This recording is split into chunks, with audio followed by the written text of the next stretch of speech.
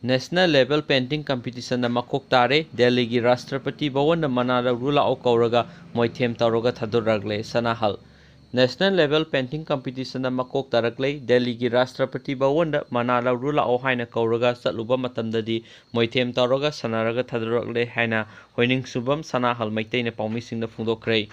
Manipur Press Club ta pangthokpa pawgi mifam amada sanahana paumising na makata na haki kumja lising ani ga taratarukta mairangkhongda leiba Manipur State Council for Child Welfare Indian Council for Child Welfare New Delhi ge khusamnaduna sinba National Painting Competition na saruk yakhi fal haidorakpada ahum suba tare New Delhi gi Rashtrapati Bhawan da manala rula o haiduna pause da hablakki Pau adu tabada nungaibaga loinana Manipur gi mingsat purakpa ngamle haina haraujaki adubu mana pigani haibigi akaknaba matamde suai harakkide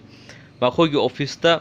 satlaga hanglubadasu matam hairakke tha khudingi nangi scholarship lakani bank account hangjilu hairaga thadorakki prize pibegi pau suai haidana marakta hanglubadasu namthak taroga moithem taroga thadorakki aduga sahi ahum leiraba matungda kumja lising aniga taraga mapangi sahi asigi July gi sachet taraga tarukta makhogi office ta kauraga aina khalambaga pura tayonaba mawongda office ki ka amada koksilaga pung amarong ngehalaga office ki staff amana